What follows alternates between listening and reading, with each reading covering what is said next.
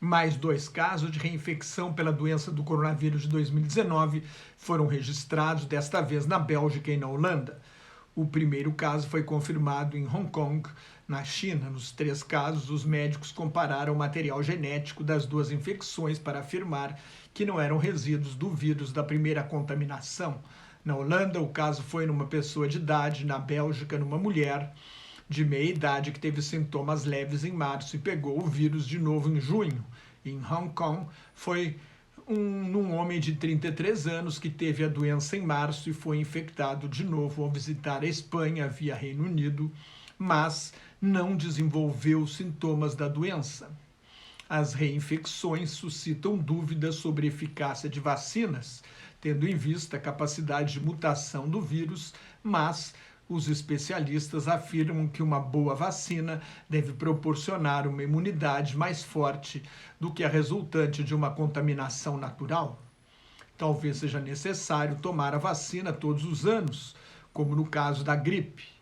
No mundo inteiro já são 23 milhões e 800 mil casos confirmados e mais de 817 mil mortes, com 16 milhões e 600 mil pacientes curados.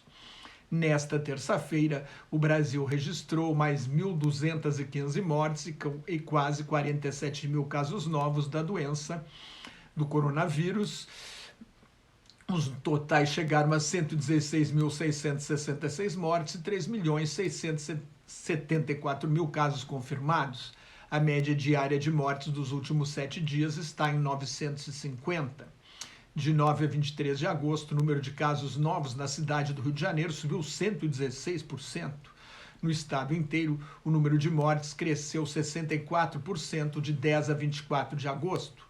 Se fosse um país, o Rio só teria um número de mortes por habitante menor do que São Marinho, um micropaís encravado na Itália. É uma situação preocupante. Com mais 1.290 mortes e mais de 40 mil casos novos, os Estados Unidos chegaram a quase 5 milhões e 800 mil casos confirmados e cerca de 178.500 mortes. O governo Donald Trump ameaçou excluir dos programas de saúde Medicaid e Medicare os hospitais que não reportarem os dados de pacientes e os resultados de testes ao Departamento da Saúde e Serviços Humanos. A regra era comunicar ao Centro de Controle e Prevenção de Doenças, o CDC, que está sendo criticado por parar de recomendar exames em quem teve contato com o vírus, mas não apresenta sintomas da Covid-19. As pesquisas indicam que a metade dos contágios vem de pessoas que não apresentavam sintomas, ou porque não desenvolveram a doença, ou porque transmitiram o vírus na fase pré-sintomática de incubação. A média de casos novos nos Estados Unidos caiu de 66 mil por dia, um mês atrás, para 43 mil. Uma queda de 21%, houve uma queda de 21% nas últimas 2 semanas, mas o contágio ainda é alto. Houve uma queda em estados como Arizona e a Flórida, mas a contaminação aumenta no meio oeste, no Havaí. A média diária de mortes caiu 5% em 2 semanas, o que é considerado estável. Com o reinício das aulas, várias universidades estão advertindo os estudantes de que não terão uma segunda chance. Se violarem as regras e os protocolos de segurança, serão proibidos de morar no campus e correm o risco de serem excluídos de quaisquer cursos e programas realizados no campus.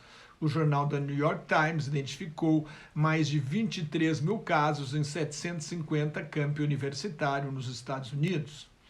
A Prefeitura de Nova York está inspecionando os sistemas de ventilação de todas as salas de aula das escolas públicas para permitir o reinício das aulas presenciais em 1º de setembro. A Espanha enfrenta uma nova onda de contaminação, com mais casos novos por habitante do que os Estados Unidos. O primeiro-ministro Pedro Sánchez avisou aos ministros que vem pela frente meses duros. A Espanha é o 3º país em número de mortes por habitante, depois da Bélgica e do Peru, excluindo micropaíses como São Marinho e Andorra, que não são estatisticamente significantes. A Espanha tem 423 mil casos confirmados e quase 29 mil mortes. A Coreia do Sul vai fechar as escolas e retomar o ensino à distância. O país registrou mais 280 casos na terça-feira, o 12º dia seguido com mais de 100 casos, o que não acontecia desde o início de março. A Coreia foi um dos primeiros países atingidos quando a epidemia saiu da China, mas conseguiu controlar a situação. Tem mais de 18 mil casos confirmados e 310 mortes. O Japão vai permitir a entrada de estrangeiros residentes no país. Quem saiu do Japão depois de 2 de abril não pôde voltar para casa até agora.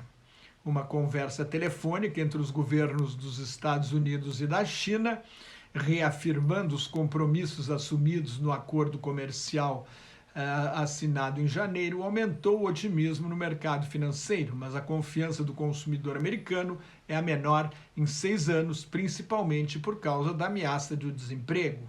A Alemanha recebeu 2 boas notícias sobre a economia do país.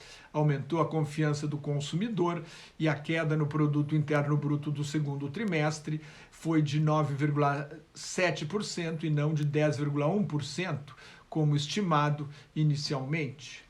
A companhia americana American Airlines vai demitir 19 mil trabalhadores depois de 1º de outubro, quando termina o programa de apoio do governo federal dos Estados Unidos para evitar demissões. No segundo dia da Convenção Nacional do Partido Republicano, o presidente mais anti-imigrantes da história dos Estados Unidos apareceu numa cerimônia de concessão de cidadania americana a imigrantes. O principal discurso da noite foi da primeira-dama Melania Trump, que também é uma imigrante. Melania adotou um tom humilde, completamente diferente dos outros discursos da Convenção Republicana, e manifestou solidariedade com as vítimas da pandemia, amplamente ignoradas pelos outros. Melania criticou a polarização política e o uso das redes sociais para dividir o país e atacar adversários políticos, exatamente o que seu marido faz. O discurso da primeira-dama e a cerimônia com Trump foram realizadas na Casa Branca, quebrando uma tradição de não usar a sede do governo como palanque eleitoral. O secretário de Estado, Mike Pompeo, fez um discurso em Jerusalém durante visita oficial a Israel, quebrando outra regra de que secretários de Estado e da Defesa não fazem declarações políticas em convenções partidárias. Eles trabalham para o Estado, para o país como um todo. Mais uma vez, Trump abusa do poder. Mais notas e comentários sobre política internacional no meu blog Globalização em Crise, que está em nelsonfrancojobim.blogspot.com, no meu Twitter e no Facebook, onde agora colaboro com o grupo Quarentena News. Cuide-se, fique em casa se não tiver nada muito importante a fazer na rua e muito obrigado pela sua atenção.